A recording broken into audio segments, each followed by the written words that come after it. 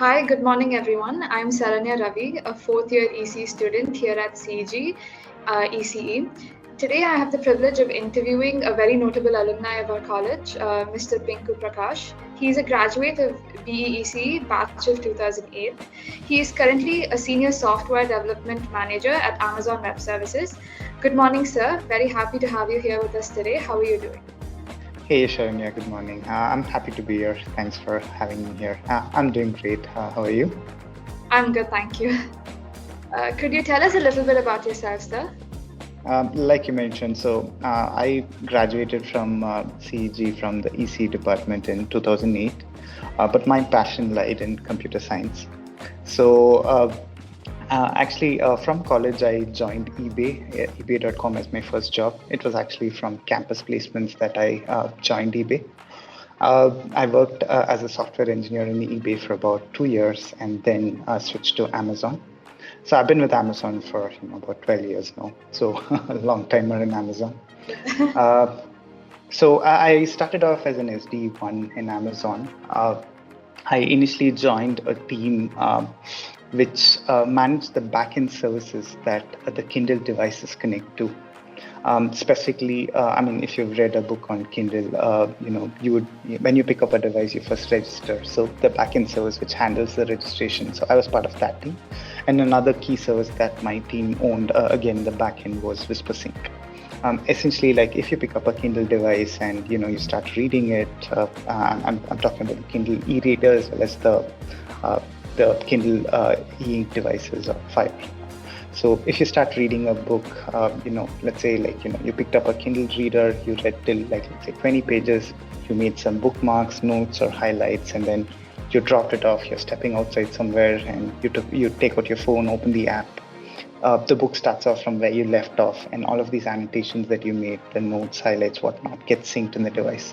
So I was part of the team that managed the backend for that particular piece of software. I grew to an SD2 and eventually to a SD3 around 2016. At that point, I actually helped with re-architecting that WhisperSync system, making it more generic for other use cases.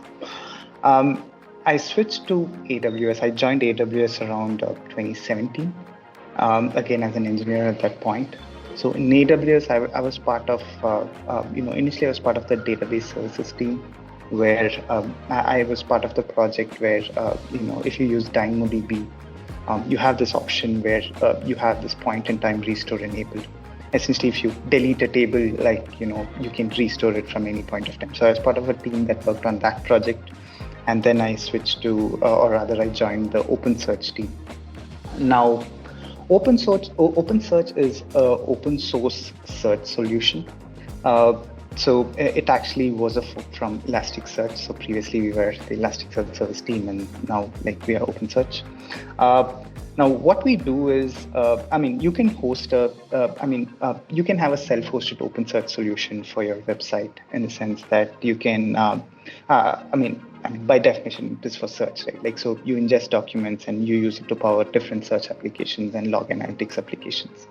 While it's awesome there, it does have quite a bit of management overhead.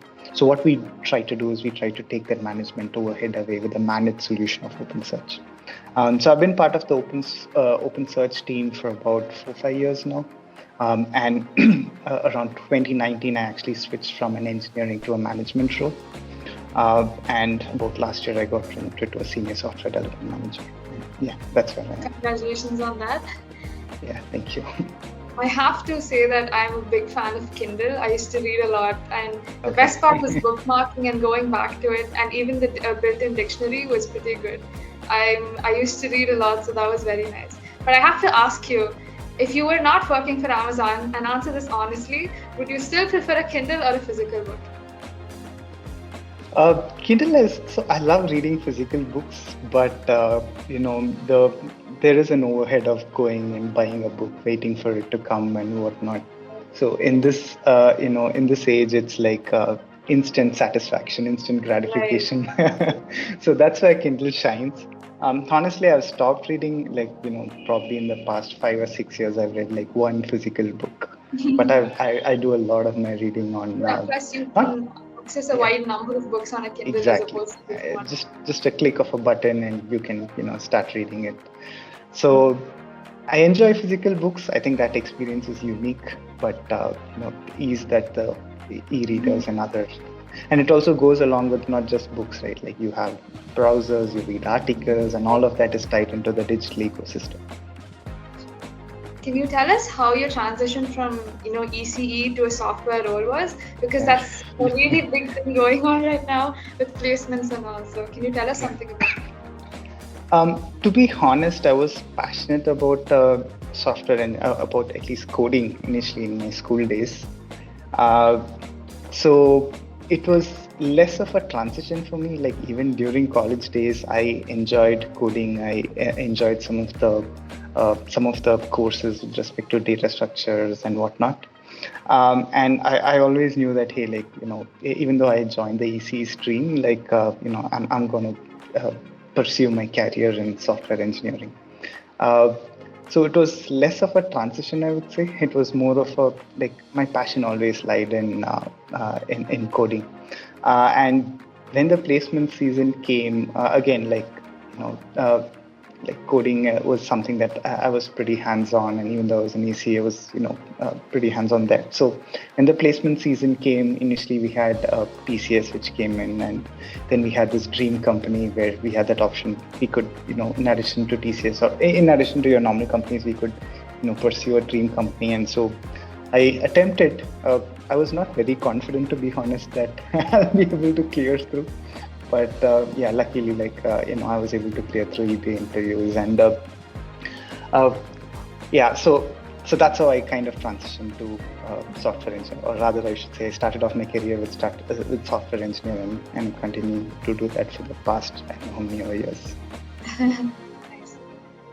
What do you think is the most important skill for a software engineer? For me, so I would say the most important skill is to be continuously learning and to be curious about things. In Amazon, we have one of the leadership principles for us, which is kind of the tenets of the company, which is learn and be curious. Especially for people who are starting off, but even for people who are tenured. Like software engineering is a stream where things become ancient very quickly, like things become dinosaurs very quickly. So you need to keep yourself abreast and updated with the technologies. And so I think that, a key trait that I would say to succeed in Amazon is to be curious about things and to be continuously learning while you pursue your career. I mean, we can talk about it, more towards probably later. But if you ask me one thing, I would say that. Do you have any resources that you usually use? Any favorite resources to keep yourself updated? Yeah, so I do have the advantage of working for AWS, which is in the cutting edge stream of things around cloud computing and around some of the technological advancements that happen, in the field of software engineering. So a lot of my resources are internal, within Amazon, we have tech talks from, some of the pillars of Amazon that I love to, watch and enjoy and whatnot. But outside of, Amazon proprietary content, some things that I do enjoy is Medium articles around some of the architectural, complexities that people have solved. I think there are good articles out there. And the other thing that I really recommend, engineers to watch, or students to watch is you have these tech talks. You have this AWS reInvent, and it's not just AWS. I'm pretty sure Google and Microsoft host similar events, and they host tech talks. I think they are very informative, and they kind of talk about things that are abreast in the industry, because these are the people who do that. Specifically for AWS reInvent has a lot of tech talks. It's uploaded in YouTube, and you have really good people, people whom I kind of inspired. I get inspired by within Amazon, who give such talks, and they are something that you should watch. You mentioned that it wasn't much of a transition for you moving from EC to software side, but also you've moved from engineering to management also. How was that? So That was actually a pretty big change. To be honest, I was not per se pursuing a management role. It came out with one of my mentors who happened to be my manager. So he was actually the person whom, when I joined Amazon, he was my first manager. And I kind of value him a lot, and he continues to be my mentor now, although he's not in Amazon right now. But at that time I was reporting to him, and he came out to me and said, "Hey, like, why don't you try your hands on management?" I said, "Okay, let me think about it." He's been a tenured manager. He's an experienced person, and he kind of saw the skill sets probably in me that would make me succeed as a manager. Uh, so that's how it wasn't like me targeting to become a manager, but it was more of an opportunity that arose, and my mentor said you should pursue it. And one really good thing that I love about Amazon is it wasn't a one-way door decision for me, in the sense that Amazon has this opportunity where you can pursue it for about 6 months to a year. See if you enjoy that. If you don't enjoy, you can always change roles and come back to being an individual contributor and come back to be an engineer. So that's how I pursued management. I started off with a team which was not, I would say, in a pressure mode. So it gave me some time to kind of understand and grow as a manager. But then I started enjoying it. Now, a key differentiating trait between individual contributor, especially as an engineer versus a manager, for me was. As an engineer, you become passionate about the things that you do and the impact that the software that you write has on people. While that continues to be one of the arcs as a manager, the other arc, which is very important, is being passionate about the growth of people, growth of other engineers in your team, and how do you groom talent, and how do you set others up for success in their career. I had to learn a bit, like I said, like the person who kind of suggested this and who was my mentor. I kind of had touch points with him, and I kind of talked to him and other people as well of how to succeed as a manager. And in 1 year, I loved it, and especially the joy that you get when you help someone grow in their career is something that I kind of relish. And it was a pretty intense transition, I would say, but I'm enjoying it. Worth it, I'm sure. Yeah. You enjoy being a mentor of sorts? Yes, I do, and that's a key trait that you need to do when you're a manager, because you kind of play a very active role in the career growth of the engineers in your team, in terms of feedback, in terms of their strengths and whatnot. And so a manager is a natural mentor. What would you typically expect from a fresher? Like if someone were to join your team, what would be some common expectations? See, I think, okay, let me start off with, I'm also a bar raiser for Amazon. I'm not sure if you know about that program, but in Amazon, when people are interviewed and recruited, in addition to the people who typically interview you within the teams, there is one interview by a person called bar raiser. So a bar raiser is generally outside of your direct team, and that person is kind of there to make just to ensure that this person is the right hire for Amazon and not just for that team. Essentially, to take away the biases and ensure that this person succeeds. So what I learned from the bar raiser program, as well as from being in Amazon for so long, is there are two things that you kind of need to do, or we look out for to succeed in career. One is obviously your technical skills. So for a fresher coming in, you would need to be strong in some of the core competencies of computer science around data structures and algorithms, around operating systems and that kind of stuff.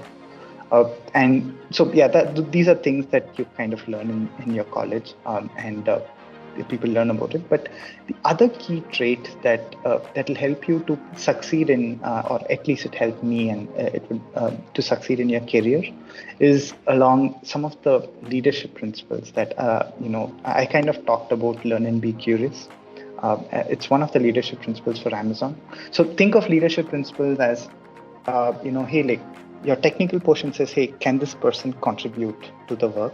Leadership principles are like, can this person actually succeed in Amazon? Because a lot of things is beyond technical. Like you need to be able to showcase ownership, showcase bias for action, and all of these are by the Amazon leadership principles. But these are kind of personality traits or career traits for you to succeed, because it's not just one person can come and write a complex system and ensure that it's running all the time. Like you need to you have other facets, like how do you grow your team, how do you like when there is a crunch situation, how do you step in and help your team, how do you ensure that crunch situations don't happen, like ensuring that the best practices are followed, and all of these become character traits.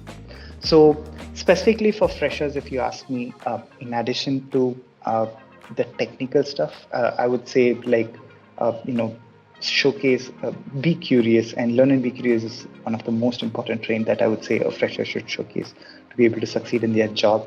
Beyond that, showcase high ownership, bias for action, ownership in the tasks that you pick up, and bias for action in getting things done. Sometimes we tend to get really stressed out with too many things going on and everything. So I want to ask you, how have you been managing your work-life balance? Is it challenging? Are you like able to manage it pretty well? Yeah, so it's challenging, but see, I think one thing that I would say is, as you grow in your career, the responsibilities change. You kind of have more responsibilities, like let's say 5 or 6 years down the line, like the responsibilities I had and the time that I had to spend for them is lesser than the responsibilities that I have. So as you grow, you tend to, the responsibilities change, and that kind of, adds on to a certain level of work that you do. For me, work-life balance is about spending quality time with my family. And so I do try to ensure that, and mostly that's the case, like let's say weekends, and because during the week, like given that I have teams in the US, like I kind of take a break somewhere in the evening, because in the night I do have meetings with the US teams, and that kind of cuts into work-life balance. But at least in the weekends, I try to spend quality time with my family, and try to kind of have boundaries between work and personal life. To me, work-life balance is more of a personal trait. Like, if it's like, hey, like I'll join at 9 a.m. and I'll leave at 6 p.m. and I don't care what happens, then that's not going to get the person to success at least in companies like Amazon. But work-life balance is trying to find the balance that you want, and how do you spend that quality time outside of work with your family, and how do you carve out that time? So for me, I have like specific hours where I have, hey, this is family time. I'll kind of step out from my laptop, spend time there, and weekends is another time where I spend time with my family. I'm glad you're able to set boundaries, because a lot of people struggle with that, but I'm happy for you. Yeah. Do you have any advice for aspiring software engineers? Maybe somebody from an EC side who may or may not have much knowledge in coding. What would you like to tell them if they would like to transition? So, coding is table stakes for software development. So I think like people who are passionate, I think to a certain extent, right, like coding is logical reasoning. Like coding is just a language for logical reasoning. And at least in companies like Amazon, right, it doesn't matter what programming language you're building. It could be C, Java, it could be Python, it could be anything. That doesn't matter. But what matters is getting your fundamentals in terms of data structures and algorithms right. And that is, for example, right, like algorithms, I don't believe I took a course in college. It was something that I kind of, read some certain things and read certain algorithms outside of college after I started my career. And another thing that I would point out is distributed systems. Like like being in AWS, in some of the projects that I worked on, as well as the team I lead, distributed systems plays a key concept, and understanding of distributed systems is important. I had no knowledge about distributed systems until I started, working with AWS teams and being able to learn things there. So I would say some of these are, and like when I kind of take a step back, right? So all of this is just logical reasoning. And when I kind of learned some of this or read through this, I had multiple aha moments, like, okay, that makes sense. So I would say like you don't need to be an expert in programming language per se, but get your fundamentals right, like read up about it. And you don't, like, while doing courses in college helps, the fact that you did not do a course does not become a blocker, and I would say I'm an example for that. It's just logical reasoning, and as long as you enjoy logical reasoning and a certain level of mathematics, I think you should be able to pick up some of these core concepts and work on it. Now, I would add a disclaimer. I'm talking about Amazon. Like, there may be some companies where a certain programming language is important, and to succeed in different companies, something else is important.